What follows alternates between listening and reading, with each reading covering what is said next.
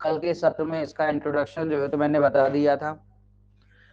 ये भी बता दिया था कि चूंकि आपका बीएनएस और पहले सीआरपीसी में मेंटेनेंस के संबंध में प्रोविजन ऑलरेडी दिए हुए थे, ठीक है। इसमें थोड़ा सा ये स्पेशल एक प्रोविजन है जहां पे टर्मिनल के माध्यम से बात कार्रवाई करने की बातचीत यहाँ पर की गई है। इसमें फिर आगे मैंने इसका बेसिक्स बता दिया था, इसका बेसिक शुरुआती इसका इंट्रोडक्शन देख लिया था अपन ने, कब लागू हुआ था ये सभी चीजें देख लिया था। खासकर मध्य प्रदेश में ये थोड़ा सा 23 अगस्त 2008 को अप्लीकेबल हुआ था। ये एक इम्पोर्टेंट डेट यहाँ पे ध्यान रखना, बाकी तो सब सिंपल सी चीजें हैं। इसके बाद इसकी डेफिनेशन थोड़ा सा मैंने जैसा कल चाह रहा था वैसा कर दिया कि बालक जो होता है चिल्ड्रन 2A में, वो माता पिता जो 2D में बताए गए हैं उनका बेसिकली मेंटेनेंस करने का उसका जो 2B में बताया गया है उसका रिस्पॉन्सिबिलिटी होती है। तो 3 डेफिनेशन A D B को मैंने इकट्ठा कर लिया। फिर जो आपका रिलेटिव्स होते हैं, नातेदार, ये जो सीनियर सिटीजन होते हैं अबव 16 ईयर एज जितनी जिनकी आयु होती है, तो इनका वेलफेयर करने का बेसिक जो है तो इनका रिलेटिव की जिम्मेदारी रहती है। तो ये थोड़ा सा 3 दिन परिभाषाओं को, तो ADB और GH ऐसे 2 डेफिनेशंस को यहाँ पे अपन मर्ज कर लेंगे तो चीजें समझने में आसान हो जाएंगी, ठीक है। इसके बाद अपन आगे बढ़ते हैं। तो माइनर को अपन ने यहाँ पर देख लिया था, मेजॉरिटी एक्ट ध्यान में रखना है। प्रॉपर्टी अपन ने देख लिया था।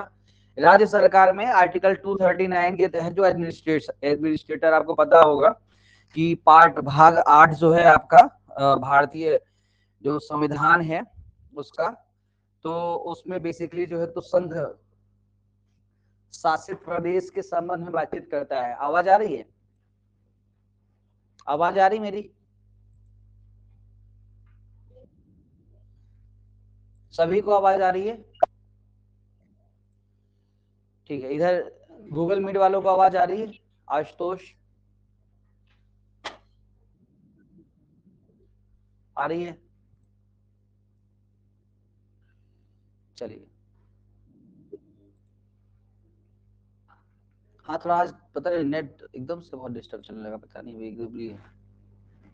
मैंने बंद करके चालू भी किया तो भी जो है तो सही नहीं कर रहा है। चलो चलाता हूँ, देखता हूँ। तो यहाँ पर ठीक है, मैं कंटिन्यू करता हूँ, लोग देखेंगे। तो ये चीज यहाँ पे ध्यान में रखिएगा। तो ये आपका पर्टिकुलर हमने तो यहाँ पे प्रशासक जो एडमिनिस्ट्रेटर अपॉइंट होता है वो इसके अंतर्गत शामिल किया जाएगा। ट्रिब्यूनल की बातचीत करते हैं तो धारा 7 के तहत गठित ट्रिब्यूनल अपन ने देख लिया है। ओवरराइड इफेक्ट का मतलब क्या होता है ये भी अपन ने देख लिया है। माइक बंद कर लीजिएगा, वीरेंद्र माइक बंद कर लेना अपना, है ना। तो ओवरराइड इफेक्ट देख लिया था। फिर इसका मैंने आपका बताया था कि इस पर्टिकुलर एक्ट को अपन थोड़ा रिव्यू ऑफ स्टडी, खासकर इसका जो चैप्टर 2 है, ज्यादा सबसे इंपॉर्टेंट ये चैप्टर है जहां पर जो इंपॉर्टेंट प्रोविजंस यहाँ पे बताए गए हैं। तो इन प्रावधानों को किस प्रकार से अपने को देखना है, इसको बेसिकली जो है तो आपको मैंने एक चार्ट डायग्राम जो भी आप बोल लो उसके माध्यम से इसको मैंने यहाँ पर बता दिया। तो वही है बेसिकली। सबसे पहले मैंने इसको ऐसे कि भरण पोषण के संबंध में जो मेन प्रोविजन है, तो भरण पोषण के जो संबंध में जो मेन प्रोविजन है, तो इनको मेन प्रोविजन और सप्लीमेंट्री प्रोविजन 2 पार्ट में डिवाइड किया, ठीक है। फिर इसको अपील संबंधी प्रोविजन और रिप्रेजेंटेटिव संबंध में प्रोविजन अपन ने 3 पार्ट में इसको बेसिकली डिवाइड किया। इसमें जो मेन प्रोविजन है इसमें राइट्स धारा 4 अधिकार देखा, फिर अधिकरण धारा 7 देखा, ठीक है। धारा 4 अधिकरण धारा 7 देखा। हाँ रचना, क्या हो गया? लिंक वही सेम लिंक पे ज्वाइन हो जाओ ना, क्या हुआ उसमें तुम नहीं जुड़ रहे क्या? तो उसमें जुड़ जाओ, क्या कहते हैं, गूगल मीट की सेम लिंक जो कल दी थी ना उसी लिंक में। किसमें? अरे एक सेकंड, टीच फंड वाली लिंक वो बार बार थोड़ी भेजनी पड़ती है, उसमें तो इनरोल हो गए ना आप, उसमें जुड़ जाओ। एक बार रिफ्रेश कर लो, जुड़ जाओ उसमें, गूगल मीट में जुड़ जाओ, है ना। आओ।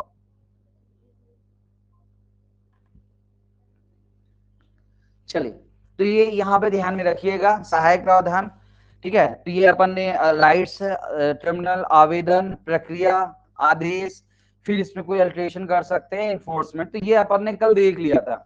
दूसरा सप्लीमेंट्री प्रोविजन में अपन देखेंगे आज विकल्प, रकम और ये ब्याज के संबंध में अमाउंट की आप प्रोविजन है, तो ये अपन इधर देखेंगे, फिर आगे भी प्रोविजन आज इसको अपन कंटिन्यू करेंगे। राइट्स को अपन ने थोड़ा सा देख लिया था, हल्का सा इसमें थोड़े से माइनर चेंजेस किए हैं, ठीक है। तो माता ये बता दिया मैंने कि वरिष्ठ नागरिक जिसमें माता पिता शामिल हैं, ये स्वयं अर्जित, उन्होंने जो एक्वायर्ड प्रॉपर्टी है, सेल्फ एक्वायर्ड प्रॉपर्टी है, उसमें से भरण पोषण करने में असमर्थ है किसी प्रकार से, तो उसका मेंटेनेंस जो है तो मांग सकते हैं। तो यहाँ पे साफ कहता है कि माता पिता दादा दादी वयस्क बालक के विरुद्ध, है ना, और निसंतान वरिष्ठ नागरिक नातेदार के विरुद्ध केस लगा करके, आवेदन लगा करके धारा 5 के तहत वो मेंटेनेंस मांग सकते हैं। तो ये पॉइंट्स मैंने आपको यहाँ पे बताया था प्रॉपर तरीके से, ठीक है। अगली बातचीत हमने यहाँ पर कि माता, देखो वो सेक्शन आप धारा 4 देखो लंबी चौड़ी है, तो ऑब्लिगेशंस वगैरह की बहुत सारी बातें करती है, पर मेन जो मुद्दे की बातचीत है वो इतनी ही है, जो आपको ध्यान में रखनी है वो मैंने आपको प्रॉपर तरीके से बता दिया, ठीक है। क्लास स्टार्ट हो गई है, हे प्रभु मैसेज कर, चलो।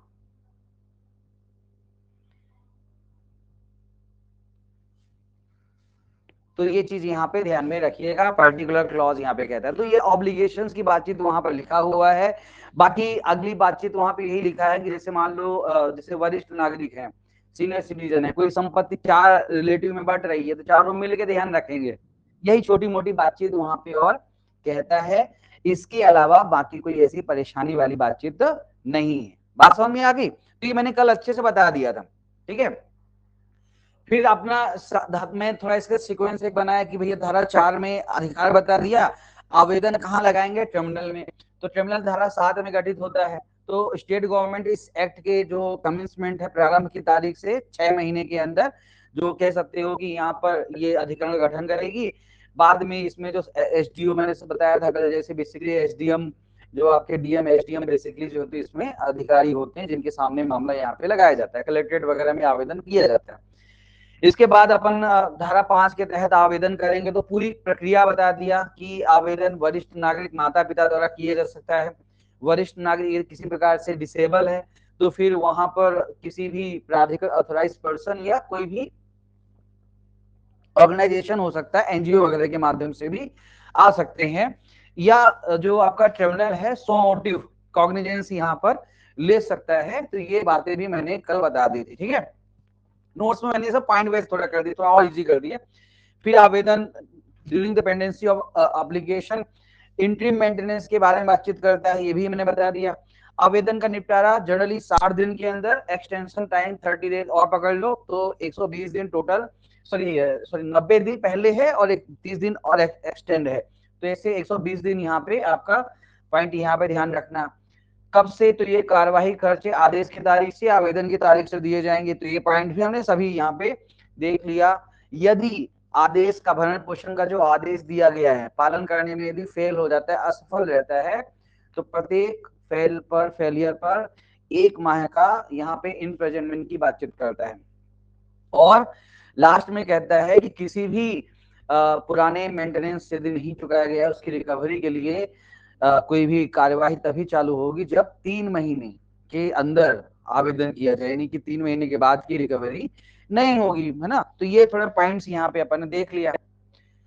फिर जुडिक्शन और प्रोसीजर के बारे में बातचीत करते हैं, तो ये भी पॉइंट्स हमने देख लिया। खासकर इसमें जो इम्पोर्टेंट पॉइंट है कि ये जो ट्रिब्यूनल है लोग उपस्थित हुए, उनके ऊपर थोड़ी बाउंडेशन रहे, इसलिए इनको जुडिशियल मैजिस्ट्रेट फर्स्ट क्लास की पावर अकॉर्डिंग टू सीआरपीसी उस पर लिखा हुआ है, मैंने बीएनएसएस लिख दिया कि अभी वर्तमान में ये लागू है, ठीक है। फिर समन मामलों की प्रक्रिया, जो आपका समन मामलों की जो प्रोसीजर है आप लोग पढ़ते हो, वो प्रक्रिया को अपनाया जाएगा, ये पॉइंट यहाँ पे ध्यान रखना। फिर यहाँ पर कह सकते हो कि धारा 5 के अधीन सुनवाई से पहले मामले में सुलह अधिकारी को भेजेगा, सुलह अधिकारी अपने निष्कर्ष को 1 महीने के भीतर अधिकरण के पास यहाँ पर भेजेगा। तो ये पॉइंट्स यहाँ पे मैंने आपको अच्छे तरीके से यहाँ पे बता दिया था, ठीक है। जांच की दशा में संक्षिप्त प्रक्रिया का पालन करेगा, साक्ष्य वगैरह लेने के लिए, अब देखो साक्ष्य लेने के लिए सिविल न्यायालय की शक्तियां रखेगा, और यदि इसके मान लो कि अवमानना की जाती, कंटेम्प्ट किया जाता है, मिथ्या साक्ष्य वगैरह दिया जाता है, तो वो सीपीसी सिविल प्रक्रिया मतलब माफ करना, सिविल न्यायालय के तौर पर इसको ट्रीट किया जाएगा। तो ये थोड़ा सा यहाँ पर आपका सेक्शन 8 में यहाँ पे बात कहता है। धारा 9 भी अपन ने देख लिया था।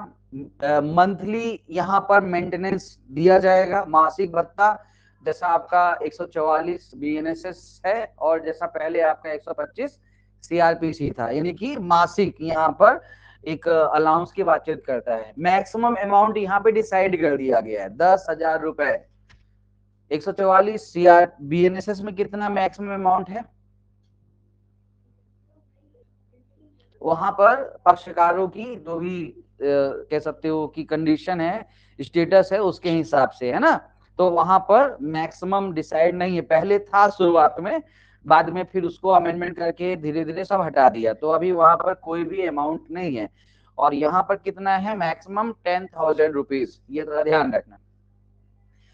फिर यहाँ पे उसमें अल्ट्रेशन भी हो सकता है, धारा 10। और इसमें जो भरण पोषण के आदेश का प्रवर्तन, तो भरण पोषण के आदेश का प्रवर्तन कैसे होता है? जैसे आपका बीएनएसएस के तहत, तो बीएनएसएस में कौन सी धारा है? 147, और पहले सीआरपीसी में धारा थी 128। तो ये अपन ने कल यहाँ तक की कहानी कर लिया था, इसलिए मैंने यहाँ तक अपनी गाड़ी बड़ी तेज तरीके से भगाई, ठीक है। अब यहाँ से हम बात को आगे बढ़ाते हैं। हाँ जी, कोई कुछ पूछ रहा है? मेरी आवाज भर आती रही तो हाँ ना करते रहना। हाँ जी, आप पूछा। सेक्शन 6 में प्रोवाइडेड छूट गया है, परंतु धारा 6 में परंतु छूट गया है, एक्स पार्टी वाला।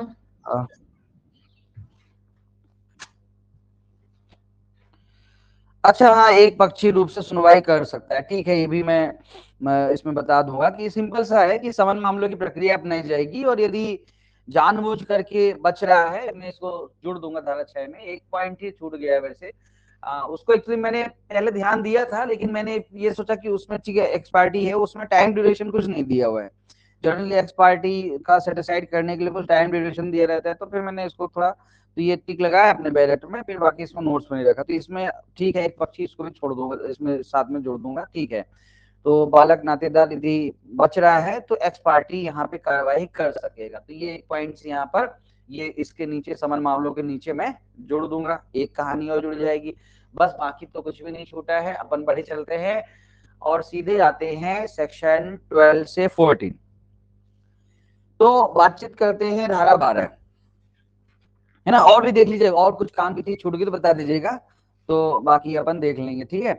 तो यहाँ पे धारा 12 कहता है, सिंपल सा है, धारा 12 एक ऑप्शन की बातचीत करता है भाई साहब। यहाँ पर चूंकि जैसा हमको पता है, क्योंकि वहां पे सीआरपीसी लिखा है, तो सीआरपीसी 125, ठीक है।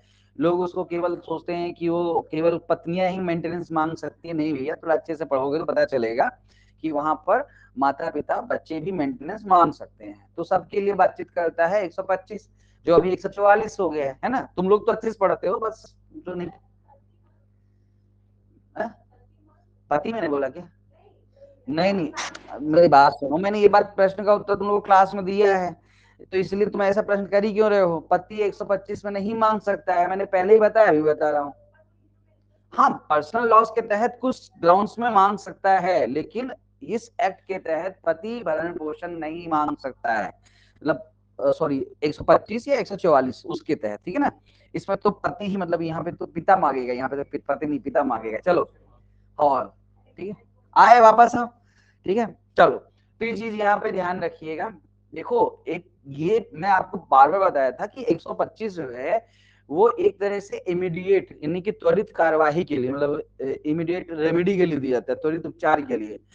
तो समाज का जो एक बड़ा वर्ग जनरली इस तरह से परेशान है, जिसको मेंटेनेंस नहीं मिल रहा, उसके लिए अब कुछ एक्सेप्शनल है, अपवाद हर जगह होते हैं, है ना। मान लो पत्नी ज्यादा कमा रही है, पति को नहीं मिल रहा है कुछ खाने पीने को, तो फिर वो बोलेगा कि भाई हमको भी कहीं अधिकार मिले, लेकिन एक्चुअली ये कुछ अपवाद ही होते हैं, कुछ ही अपवाद होते हैं, ठीक है। तो इसलिए अपवाद को लेकर के प्रावधान रहते हैं, पर वो अलग से, इसमें आपको ऐसा कोई प्रावधान नहीं है, क्योंकि मैंने आपको कल ही बताया था कि इसका भी तो हर तरह की चीजें मिलके आते हैं। अभी दिल्ली का एक केस था, सुप्रीम कोर्ट ने लताड़ लगाई कि भैया इसका मिसयूज हो रहा है, माता पिता बेवजह अपने बच्चों के ऊपर केस लगा देते हैं कि हमको प्रताड़ित करते हैं, परेशान कर रहे हैं, इनको घर से बेदखल करो, क्योंकि बच्चों की संपत्ति पर कब्जा जमाते हैं। मतलब कैसी कैसी केस मैंने पढ़ा, एक केस मैंने पढ़ा उसमें कि एक लड़की ने अपने पापा को ऐसा भरा कि भाभी खराब है, भैया खराब है, उनको निकालो और कैसे भी करके संपत्ति हमको मिल जाए। तो पापा ने भरण पोषण के मतलब ये चले गए, भैया क्या अच्छा बेटी बोल रही है, मतलब बेटी दुखी होगी ना, भाई बेटे के पास बहुत है तो बेटे को बाहर करो, संपत्ति बेटी को दो। तो बहुत सारे तरीके से जो है तो ये चीज की जाती है, उपयोग की जाती है। ठीक है, यहाँ पर ध्यान में रखिएगा। वापस आते हैं, वैसे 2006 के बाद बेटियां भी संपत्ति पर हिस्सा मांग सकती, पता है ना, पापा की संपत्ति पर हिस्सा बेटियां भी मांग सकती, ये बात जाने रही है। 2006 के बाद हिंदू मैरिज एक्ट में, सॉरी हिंदू भरण पोषण, वो आपका सक्सेशन एक्ट में, उत्तराधिकार अधिनियम में ये प्रावधान है, तो मांग सकती है। ठीक है, चलो फिर अभी बहुत दूसरी बातों पे चले जाएंगे तो उलझ जाएंगे, अपने टॉपिक से भटक जाएंगे। तो ये चीज यहाँ पे ध्यान रखना। तो ये आपका, तो ये कहने का मतलब ये है कि दोनों ऑप्शन है, उधर भी ऑप्शन है अपने पास सीआरपीसी या बीएनएसएस में जाने का, इधर भी ऑप्शन है। अपन दोनों ऑप्शन यूज नहीं करेंगे। देखो ये तो बेसिक चीज है, हर जगह रहता है कि दोनों ऑप्शन यूज नहीं करेंगे, विकल्प यूज कर लो कहाँ जाना है वहां पर। चूंकि एक मजिस्ट्रेट जाएंगे, ठीक है, या फिर फैमिली कोर्ट जाएंगे, यहाँ पर अपन एक ट्रिब्यूनल के पास जाएंगे। तो कहाँ जाना है आप डिसाइड कर लो, वहां चले जाओ, दोनों जगह नहीं जाओगे। तो ये आपका सेक्शन 12 कहता है सिंपल सी बातचीत।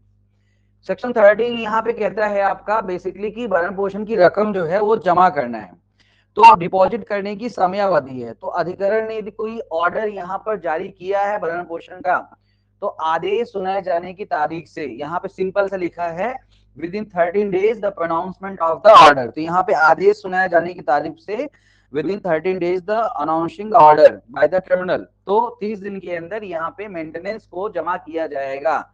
मेंटेनेंस जमा किया जाएगा कहाँ पे, या तो ट्रिब्यूनल में जमा कर दो, वहां से जो है तो माता पिता उठा लेंगे, सीधी सी बातचीत यहाँ पे करता है आपका।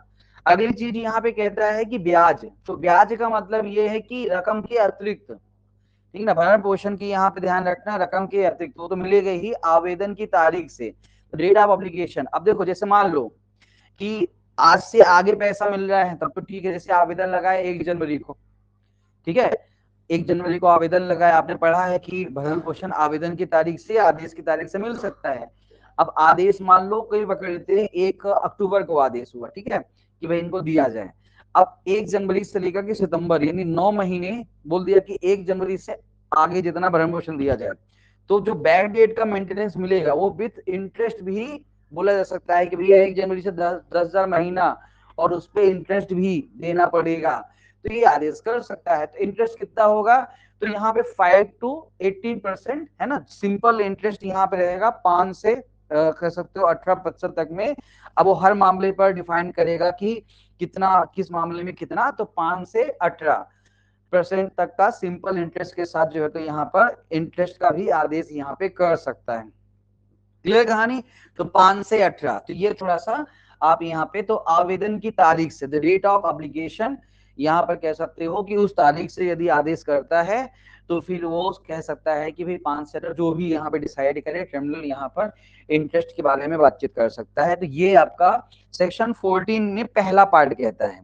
सेक्शन 14 में जो दूसरा पार्ट कहता है कि ये थोड़ा सा सीआरपीसी के तहत बातचीत है, कि जैसे सीआरपीसी के चैप्टर 9 अभी बीएनएसएस का चैप्टर 10 हो गया है कि मेंटेनेंस का कोई भी आवेदन लंबित पेंडिंग है, तो और वहां पर किसी माता पिता ने उनको जानकारी मिली कि भैया वहां पे तो बहुत लेंदी प्रक्रिया होती है ना, तो वो रिक्वेस्ट कर सकते हैं जज साहब से, वहां पर जो भी फैमिली कोर्ट या जुडिशियल मजिस्ट्रेट जहां भी मामला चल रहा है, कि हमें ट्रिब्यूनल में जाकर के अपने मामले को डिस्पोज करना है।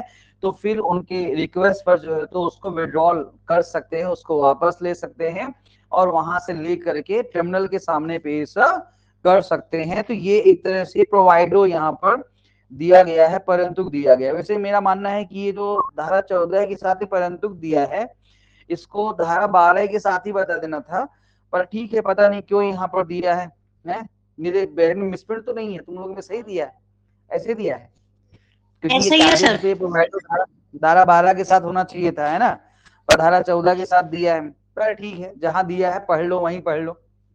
तो ये आपका सेक्शन 14 यहाँ पे ध्यान में रखिएगा। समझ में आ गया कि आपका, मैंने ये देखो दोनों जगह, मैं कई जगह एक लिखा लेकिन दोनों लिख दिया कि अध्याय 10 सीआरपीसी चैप्टर 9 जो था अभी 10 हो गया है, आवेदन पेश किया गया है, माता पिता रिक्वेस्ट कर सकते हैं, आवेदन वापस ले सकते हैं और आवेदन को ट्रिब्यूनल के सामने पेश कर सकते हैं। कोई समस्या? तो ये आपका हो गया पर्टिकुलर मामला। तो ये सप्लीमेंट्री जो प्रोविजंस है वो भी हमने देख लिया। तो कुल मिलाकर के एक कह सकते हो कि यहाँ पे मेंटेनेंस ऑर्डर किया गया है। उस आदेश से कोई व्यक्ति दुखी है, दुखी आदमी अपील करेगा। दुखी आदमी क्या करेगा? अपील करेगा। तो अपील करने के संबंध में जो प्रोविजंस है, प्रावधान है, वो आपका सेक्शन 15 और 16 में है। तो 15 में आपका अपील अधिकरण का गठन होता है। तो ये अब देखो सीधी सी बात है कि आपका जो कह सकते हैं कि ट्रिब्यूनल होता है वो वहां पे बोला है कि एसडीओ या उसके ऊपर का अधिकारी होगा, है ना। तो इसलिए अपन कह सकते हैं कि थोड़ा सा अपील जो करेंगे उसके ऊपर का अधिकारी होगा। तो जनरली जो मैंने डीएम भी वहां बोल दिया था, पर वहां पे एसडीओ के ऊपर, तो एसडीएम वगैरह लोग होते हैं ट्रिब्यूनल में, उनके ऊपर कौन होता है? डीएम होता है। तो राज्य सरकार एक अपील अधिकरण का गठन करेगा। तो थोड़ा बहुत हल्का फुल्का यदि आप लोगों ने वो पढ़ रखा है एमपीएलआरसी वगैरह, तो ऐसे याद रखो जैसे उधर एसडीओ होगा तो एसडीओ का बिल किसको होती? कलेक्टर को। यही कहानी है। तो एसडीएम जो होता है आपका एसडीओ होगा, तो उसकी अपील किसको होगी? डीएम साहब को। तो सेम कहानी है कि राज्य सरकार जो है तो प्रत्येक जिले के लिए ठीक है ना, एक अपील अधिकरण, अब यहाँ पर एक अपील अधिकरण का गठन करेगी, जिसका अध्यक्ष कौन होगा? डीएम, डिस्ट्रिक्ट मजिस्ट्रेट या ऊपर की पंक्ति का अधिकारी। अब ये भी लिखा है कि ऊपर की पंक्ति यानी किसी कमिश्नर को भी यहाँ पर अपॉइंट कर सकता है। तो डीएम या ऊपर की पंक्ति का कोई अधिकारी यहाँ पर हो सकता है। ये बात जो है तो यहाँ पे कहता है, ध्यान में रखिएगा। तो ये पर्टिकुलर क्लॉज आपका यहाँ पर लिखा है। क्लियर कहानी? कोई दिक्कत, परेशानी, हैरानी? सिंपल सी बातचीत है। ओके। दुखी आदमी अधिकरण में कौन करेगा? तो व्यथित कोई, अब देखो यहाँ पे अधिकरण के आदेश से व्यथित कोई वरिष्ठ नागरिक या माता पिता। अब देखो ये थोड़ा सा वरिष्ठ नागरिक या माता पिता के बारे में ही बातचीत करते हैं, ठीक है। मतलब यहाँ पे ऐसा नहीं लिखा हुआ है, ठीक है। वरिष्ठ नागरिक या माता पिता जो यहाँ पे एग्रीव्ड है, दुखी है, उनको आदेश, क्योंकि उनके प्रोटेक्शन के लिए है, तो स्वाभाविक बात है कि उनकी व्यथा ही सुनी जाएगी। तो यदि उनको लगता है कि मेंटेनेंस कम मिला या जो उपचार दिया वो सही नहीं है, तो ये आदेश की तारीख से the date of order within 16 days, 60 दिन के अंदर, 60 दिन के अंदर अपील अधिकरण को अपील कर सकेंगे। कोई दिक्कत नहीं है। अपील के दौरान, ड्यूरिंग द अपील, बालक या माते जो नातेदार है वो नियमित जो पैसा है वो पैसा कंटिन्यू देता रहेगा जो उसको पहले निर्देश दिया गया था, ठीक है। तो ये चीज यहाँ पे कह सकते हो। तो यहाँ पे बालक के नातेदार जो भी है वो नियमित आगे भी मेंटेनेंस जो पुराना दिया गया था वो देता रहेगा। ये चीज बाकी तो अपील अधिकरण प्रक्रिया है कि अधिकरण जो आदेश दिया गया है वहां पे अभिलेख मंगवा सकता है अधिकरण का, फिर वहां पे अपील को मंजूर भी कर सकता है, खारिज भी कर सकता है, उसका डिस्क्रिएशन है। तो ये यहाँ पे कहानी है। बाकी तो इसमें पूरे इस पर्टिकुलर सेक्शन में जो मतलब प्रोविजन में काम की चीज है वो मुझे दो ही लगती है कि 60 दिन के अंदर वो अपील करेगा डेट ऑफ ऑर्डर से, पहली चीज। और दूसरी चीज की अपील सुनने का 1 माह के भीतर उसके डिस्पोजल का जो है तो ठीक है प्रयास करेगा, और आदेश की प्रति दोनों पक्षकारों को निःशुल्क दी जाएगी। तो यहाँ पे अपील 1 माह के अंदर उसका डिस्पोजल करने का प्रयास किया जाएगा और फ्री ऑफ चार्ज, निःशुल्क जो है तो उसकी कॉपी जो है तो यहाँ पे प्रोवाइड की जाएगी। ये कहानी यहाँ पे ध्यान रखें। बात समझ में आ रही है? शिवांगी, आशुतोष, विजय, विजय लेट आए, चलो कंटिन्यू बनेगा भैया, जो बने आए हो समझ में आ रही है। और किसी कोई समस्या हो तो बताओ। नेट थोड़ी सी आज हल्का सा डाउन चल रहा है, फिर भी क्लासेस चल रही हैं। यहाँ पे साफ ही दिख रहा है। वैसे यूट्यूब में लाइव नहीं जा पाया, एक दो का मैसेज भी आ रहा है, सर आज यूट्यूब नहीं आया। मैंने कहा नहीं आया तो नहीं आया, क्या करें, रिकॉर्डिंग डाल देंगे और क्या। हाँ, तो ये चीज यहाँ पे ध्यान में रखिएगा प्रॉपर तरीके से। तो ये आपकी सेक्शन जो है तो यहाँ पे कहता है, ठीक है। तो अपील के संबंध में प्रोविजंस, तो यहाँ पर डीएम या उसके ऊपर का जो कह सकते हो व्यक्ति होगा वो यहाँ पे अपील ट्रिब्यूनल बने, 60 दिन में अपील और 1 महीने में डिस्पोजल। काम की बातें धारा जो है तो अपन ने देख लिया 15 और 16। मामले का रिप्रेजेंटेशन करने का संबंध में प्रोविजंस, तो यहाँ पे ध्यान रखना कि वकील साहबों को बोला गया है दूर रहो भैया, है ना। तो जो आपका लीगल रिप्रेजेंटेटिव है, जो आपके लीगल प्रैक्टिशनर हैं, जिनको हम क्या बोलते हैं, एडवोकेट साहब, दूर रहिएगा, तो उनको साफ तौर पर कहता है कि no party shall be represented by any legal practitioner, ठीक है ना, in proceeding before the tribunal और अपील ट्रिब्यूनल। तो ट्रिब्यूनल या अपील ट्रिब्यूनल के सामने एडवोकेट साहब अपीयर नहीं होंगे, ठीक है, साफ मना करता है सेक्शन 70। तो धारा 18 फिर कौन आएगा, तो यहाँ पे कहता है कि एक भरण पोषण अधिकारी, तो राज्य सरकार, जिला समाज कल्याण अधिकारी या किसी अधिकारी या उसके ऊपर के अधिकारी को, तो उसमें कोई भी कह सकते हो स्टेट गवर्नमेंट, यहाँ पर डिस्ट्रिक्ट सोशल कह सकते हो कि वेलफेयर ऑफिसर, DSWO, ठीक है, एनी ऑफिसर्स हिज रैंक, इसको क्या बोलेंगे कि एज ए मेंटेनेंस ऑफिसर, भरण पोषण अधिकारी के तौर पर जो होते हैं इसमें पदाविहित करेंगे। पदाविहित का मतलब ये होता है कि कह सकते हो कि डेजिग्नेट, यानी कि पहले से कोई व्यक्ति DSWO यानी कि ना डिस्ट्रिक्ट सोशल वेलफेयर ऑफिसर के तौर पर काम कर रहा है, उसको एडिशनल चार्ज दे दिया, भाई आप मेंटेनेंस ऑफिसर भी हो, यदि आपके जिले में, आपके एरिया में कोई भी इस प्रकार का मामला आता है तो आप उनका मामला रिप्रेजेंट करोगे, पेश करोगे ट्रिब्यूनल के सामने। तो ये व्यक्ति फिर जो है तो माता पिता चाहे तो भरण पोषण अधिकारी, अधिकरण या अपील समक्ष कार्यवाही का प्रतिनिधित्व करेगा। तो ये चीज यहाँ पे ध्यान रखिएगा, ठीक है। तो माता पिता चाहे तो माता पिता इसको रिक्वेस्ट करेंगे तो फिर ये ट्रिब्यूनल या आपका अपील ट्रिब्यूनल के सामने कार्यवाही का रिप्रेजेंटेशन करेगा। इस बात को ध्यान में रखिएगा, ठीक है। जनरली माता पिता को ही आगे कर दिया जाता है।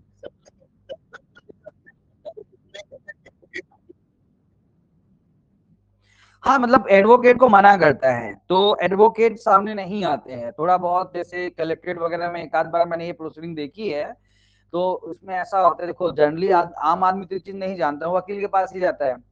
तो यहाँ पे वकील के पास आता है तो फिर वो वकील थोड़ा सा उनको गाइड करते हैं, क्योंकि आप ये जो अधिकारी की बातचीत करते हैं तो ये भी बहुत बिजी आदमी है। आपको क्या लगता है, ये भी प्रशासनिक अधिकारी है, तो ये आपको कितना समय देगा, पता ही है, आप जो प्रैक्टिस करते हैं उनको।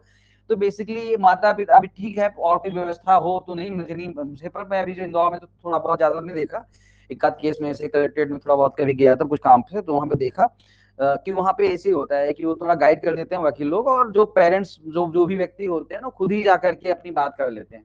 आवेदन वहां पे बाबुओं के पास आवेदन लगा देते हैं और वहीं से, हाँ हाँ, डायरेक्ट पार्टी, बिल्कुल डायरेक्ट पार्टी अपेयर होती है। वही कह रहा हूँ ना, वही आवेदन लगा देते हैं बाबू के पास और फिर उसके आधार पे यहाँ पे डायरेक्ट पार्टी अपेयर होती है, ठीक है। दो तरीके से होता है, एक तो जन समुदाय जो दिन होता है उस दिन तो आप डायरेक्ट जाके बात कर सकते हो, पहले जाना पड़ता है, तो पहले आपको आवेदन लगाना पड़ता है, फिर एक डेट देते हैं, फिर उस तारीख में अपियर होकर के अपनी बात रख सकते हो, ये तरीके अपनाते हैं। और जो जन सुनवाई जो दिन होता है, हाँ, तो उस दिन तो आप डायरेक्ट जा करके अपनी बात कर सकते हो, कोई दिक्कत नहीं है ना, तरह तरह के मामले मिल जाते हैं वहां पर। चलिए, तो ये धारा 17 है। इसके बाद भाई ये एक्ट आपकी बिल्कुल खत्म, अब इसमें कुछ नहीं बचा। मतलब ये एक्ट का मेन जो बेस था वो यहाँ पे कंप्लीट हो गया, हाथी निकल गई, अब थोड़ा थोड़ा पूंछ है, तो पूंछ को अपन देखते हैं। थोड़े थोड़े यहाँ पर भी चीजें हैं, ठीक है, पूंछ थोड़ी सी हल्की सी लंबी है, ठीक है। तो देखते हैं यहाँ पर, तो वृद्धाश्रम की स्थापना है, तो मेन मेन अभी जैसे चैप्टर 3 वृद्धाश्रम की स्थापना है, सेक्शन 19 कहता है, ठीक है। तो ओल्ड एज होम की एस्टेब्लिशमेंट की बातचीत करता है। यहाँ पर मेन बात ध्यान रखिएगा कि राज्य सरकार प्रत्येक जिले में at least one old age home को एस्टेब्लिश करेगा, जिसकी कैपेसिटी कम से कम, एटलीस्ट न्यूनतम मिनिमम 150 है ना, 150 उसमें बेड हो, यानी 150 सीनियर सिटीजन को वहां पर रखा जा सके। तो स्टेट गवर्नमेंट प्रयास करेगा एवरी डिस्ट्रिक्ट में कम से कम, हमें लगता है, पर है ऐसी व्यवस्था, ऐसी दिक्कतें, ओल्ड एज होम भी जो है तो कम पड़ते हैं भाई साहब, इतनी दिक्कतें हैं। हमें लगता है कि ऐसा होता होगा, पर खूब सारा है, ये कि जो जानता है उसको पता है, तो बहुत सारी ऐसी चीजें आपको मिलेगी। तो ये यहाँ पर ध्यान में रखिएगा, कम से कम 150, तो ये पॉइंट यहाँ पे ध्यान में रखिएगा। ओल्ड एज होम यहाँ पे चाहिए अपने को भैया, काफी आवश्यकता है। फिर स्वाभाविक बात है कि सीनियर सिटीजन है, तो मेडिकल जो कह सकते हो कि कैजुअलिटीज, बहुत सारी चीजें जो है तो मेडिकल ट्रीटमेंट वगैरह वो सब चीजें आवश्यकता होती है, सपोर्ट की आवश्यकता होती है, मेडिकल सपोर्ट बोलना चाहिए था। तो medical support for senior citizen, जो इसका 20 धारा 21 का जो है तो आपका हेडिंग ही कहता है कि सीनियर सिटीजन है तो मेडिकल सपोर्ट चाहिए। तो यहाँ पर राज्य सरकार जो है तो ठीक है मेडिकल सपोर्ट प्रदान करने का पूरा प्रयास यहाँ पर करेगी प्रॉपरली। यहाँ पर सेक्शन 20 यहाँ पर ध्यान में रखिएगा। तो मेडिकल सपोर्ट की बातचीत करता है आपका धारा 20 हो गया। फिर यहाँ पे ये थोड़ा सा अध्याय 5, अब ये अध्याय 5 हल्का सा इसमें एक आध सेक्शन इंपॉर्टेंट है। तो पहले तो देखो यहाँ पे क्या कहता है कि धारा 21 तो सिंपल सा है कि वरिष्ठ नागरिकों को प्रचार मतलब उनके वेलफेयर के लिए प्रचार करेगा, कोई जागरूकता वगैरह अवेयरनेस फैलाएगा, जो भी उपाय कर सकता है कि भाई प्रॉपरली वो सब उपाय यहाँ पे करेगा प्रॉपर तरीके से, ठीक है। इसके बाद जो अथॉरिटीज हैं, प्राधिकारी हैं, जिनको कानून करने इन्फोर्समेंट करने के लिए, इम्प्लीमेंटेशन के लिए सौंपा गया है, तो वो प्रयास करेंगे कि उचित इम्प्लीमेंटेशन हो सके, ये सिक्योर करेंगे, सुनिश्चित करेंगे। तो ये थोड़ा सा नजर एक तरह से इसको बोलते हैं मॉनिटरिंग करना, नजर रखेंगे, ठीक है। तो ये आपका सेक्शन 22 यहाँ पे कहता है। 23 ये थोड़ा सा इंपॉर्टेंट हो जाता है। इसमें ये कहते हैं जैसे कई बार क्या होता है कि किसी सीनियर सिटीजन को प्रॉपर्टी है, अब उसको किसी व्यक्ति ने जो है तो हड़प लिया। ये इंपॉर्टेंट है, ये पूछ कि कौन सा प्रावधान है कि कोई सीनियर सिटीजन, एक मुझसे प्रॉब्लम पूछ रहे थे कि क्या कोई ऐसा प्रावधान है कि मैंने एक संपत्ति दे दी बच्चों को, कि बच्चों को ये सोच के दी कि भैया बच्चे हमारा ध्यान रखेंगे। अब बच्चे जो है तो संपत्ति जैसे पा गए वैसे हमारा ध्यान नहीं रख रहे हैं और कह रहे हैं कि पापा कहीं और देख, पापा कहीं गांव चले जाओ ना, कहीं व्यवस्था कर लो ना, कब तक तुम्हारी सेवा करेंगे, हमें ये ट्रांजेक्शन को कैंसिल करवाना है। कोई प्रावधान है तो ये प्रावधान है। इस धारा के तहत लगाओ आवेदन कहाँ पे, ट्रिब्यूनल में, और सीधे जो है तो वो ट्रांजेक्शन को जो है तो क्या करवा दो, कैंसिल करवा दो, सीधी सी बातचीत है।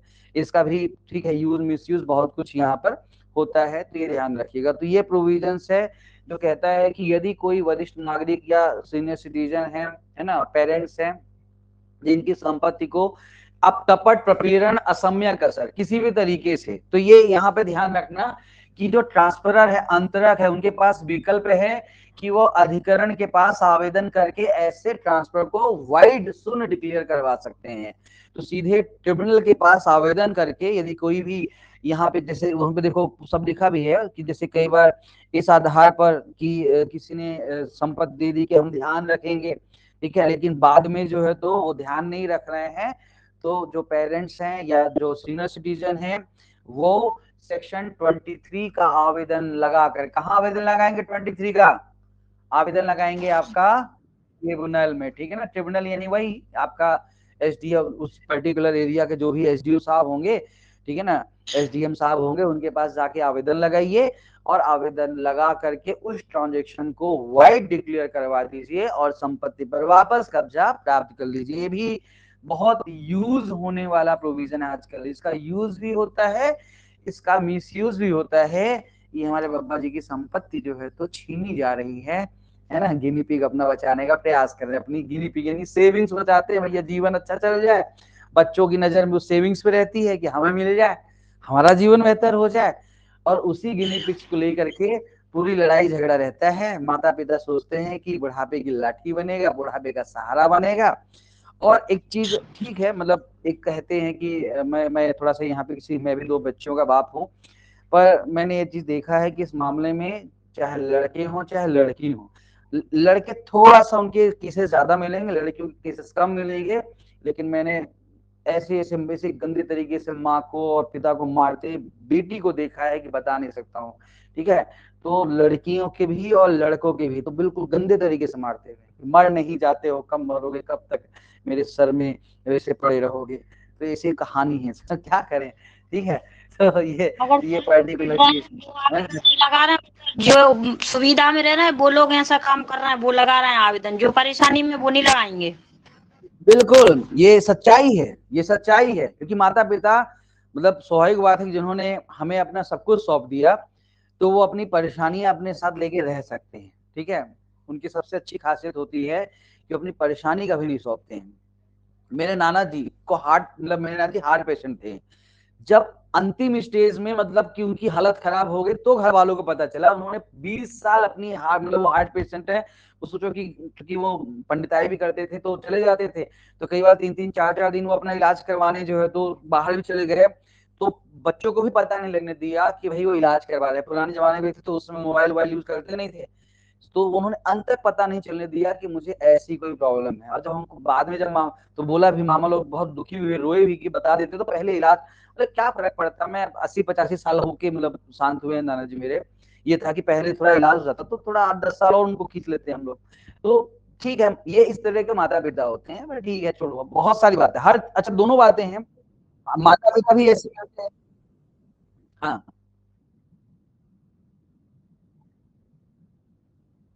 हाँ, पेंशन बैकबोन है, अब ये है कि बंद कर दी है तो उसको फिर उसका देखो, वो जब सरकार को तो सही है, सही है। नहीं तो ये इसका इसका इसी को लेकर के इसका अभी कुछ प्रदर्शन भी हुए थे अभी कुछ समय पहले, पर ठीक है, अब सरकार एक चीज है, देखो सरकार जो चीज अल्टरनेट कई चीजें कर रहा है, और यदि कोई व्यक्ति यदि एक उस पे है तो कहीं ना कहीं व्यवस्था करे, बाकी सरकार ने भी ऐसा नहीं। अरे अब वो नेताओं की बात अलग है भैया, अब ये यही है ना कि वो थोड़ा सा जिसकी लाठी उसकी भैंस, मेरी बात समझिएगा। और आ, मैं थोड़ा सा यही कहूंगा कि इस देश में खास जो है वो खास ही रहेगा, और आम जो है वो गुठलियों के दाम ही जाएगा, ठीक है। तो आप चाहे इस बात को कितनी भी बातचीत कर लें, और दिक्कत ये है ना कि जब तक हम लोग आम आदमी है तब तक हमें भी लगता है कि ये गलत हो रहा है, लेकिन जब हम खास हो जाते हैं ना तो फिर हम ये सोचते नहीं कि आम के साथ क्या चल रहा है, ये सच्चाई है। तो ये दुख केवल आम आदमियों के सामने ही निकलता है, जो खास हो गया ना वो कभी ऐसा दुखी नहीं होता, उसको मतलब ही नहीं सब। हाँ कोई चिंता नहीं, ये सच्चाई है, ये हर जगह चीज है, आप ये हर जगह देखने सुनने मिलेगा, ये कोई बड़ी चीज नहीं है। वो भले झेले नहीं झेले बात अलग है, चीजों को फेस करें नहीं फेस करें, पर ये सच्चाई है, हम भूल जल्दी जाते हैं, ठीक है। तो ये थोड़ा सा सच है, बहुत ज्यादा लोग ज्यादा उस चीज को नहीं करते हैं, और नेताओं की तो बातचीत मत करें, पहले अपनी प्रायोरिटी सोचते हैं, तो उनसे उम्मीद भी नहीं कर सकते हैं, है ना।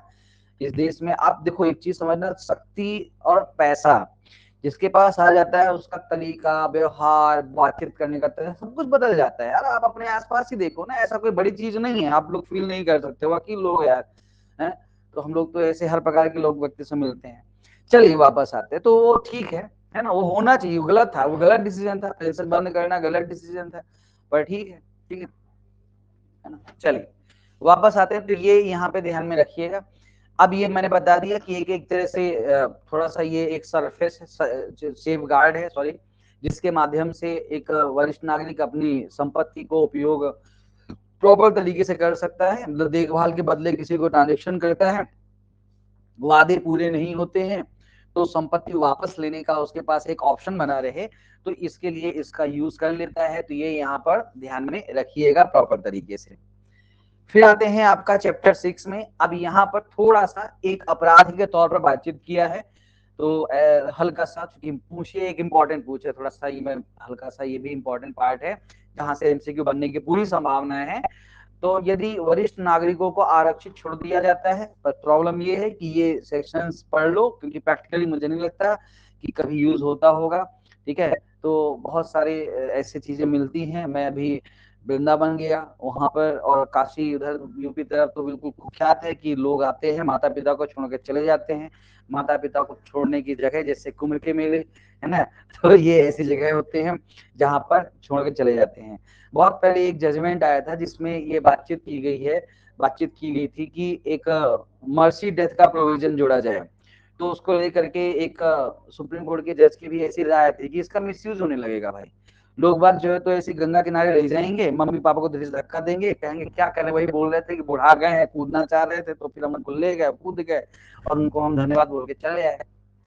तो एक उदाहरण के तौर पर उन्होंने बात बोली थी, किसी का मैंने सुना था, किसका स्टेटमेंट था, बहुत पुराना स्टेटमेंट ये है। तो इसे इसका मिसयूज होने लगेगा इस देश में, हर चीज का तो मिसयूज होता है, तो इसका भी होने लगेगा, ठीक है, कि उनकी इच्छा थी तो हम उनकी इच्छा पूरी करके आ गए, तो ऐसा ना होए, ठीक है, ऐसा ना होए, तो ये चीज यहाँ पे ध्यान रखिए। देखिए कुछ चीजें हमारे इसमें, जैसे हमारे समाज में कलब्बास होता है, कलब्बास यानी जो बुजुर्ग होते हैं वो एक एक महीने जा करके गंगा किनारे जो है तो डेरा लगा के रखते हैं, और उस दौरान वो भगवान से लगातार मनाते हैं कि हे प्रभु यहीं से बुला लो, घर न जाने को मिले।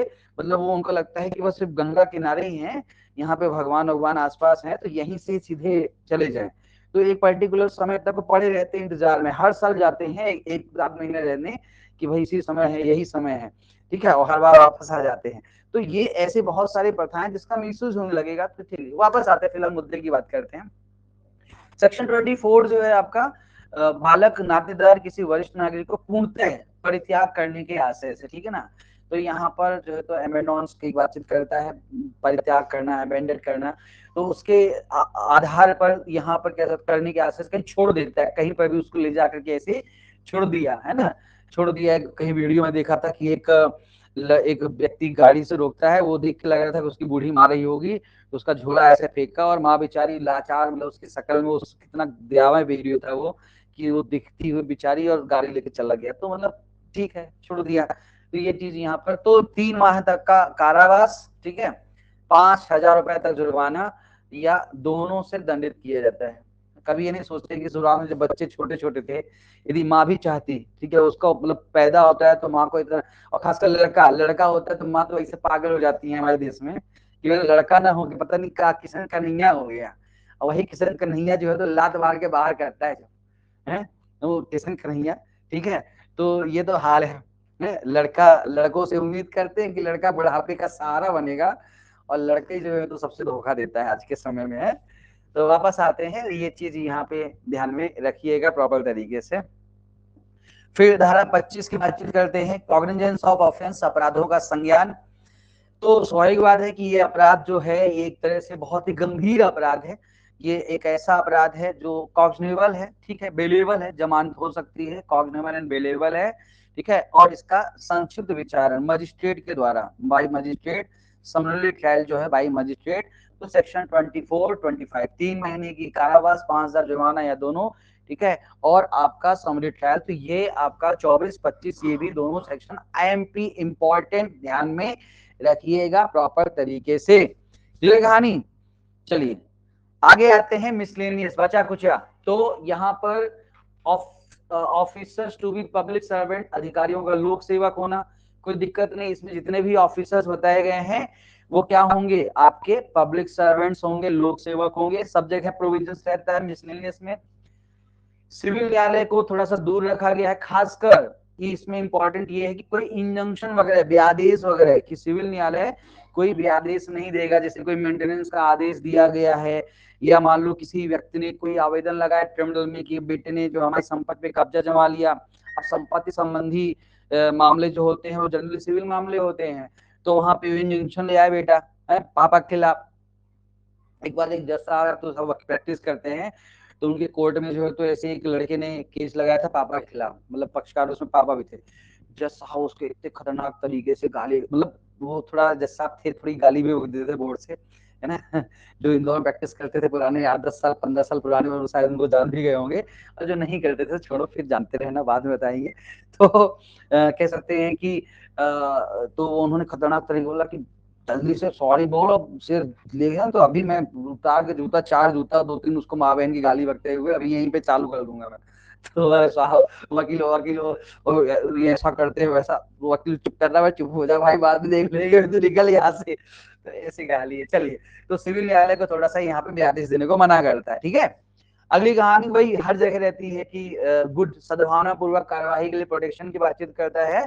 सेक्शन 28 जो है तो जो आपका एक गुड फेथ में जो कार्रवाइयां होती हैं, ठीक है ना, बोनाफाइड जो प्रोसीडिंग होती है उनमें प्रोटेक्शन की बातचीत यहाँ पे करता है। रिमूव डिफिकल्टीज, कोई भी एक्ट बनता है तो स्वाभाविक बात है उसके इन्फोर्समेंट में कोई ना कोई डिफिकल्टीज रहती है, तो उसको एक पर्टिकुलर समय के अंदर, हर एक्ट में समय लिखा है, यहाँ पर वो समय कितना लिखा है, 2 ईयर, 2 वर्ष के अंदर। तो ये बस इतना ध्यान रखना कि 2 इयर्स के अंदर डिफिकल्टीज को दूर करने का प्रयास किया जाएगा, ठीक है। फिर यहाँ पे जो आपका कह सकते हो कि निर्देश देने की, तो यहाँ पर कोई भी निर्देश आवश्यक देना चाहते हो तो केंद्र सरकार की यहाँ पर निर्देश यानी डायरेक्शन देने की पावर 30 यहाँ पर एग्जीक्यूशन के लिए इस एक्ट के, तो केंद्र सरकार आवश्यक जो भी निर्देश चाहे वो दे सकता है।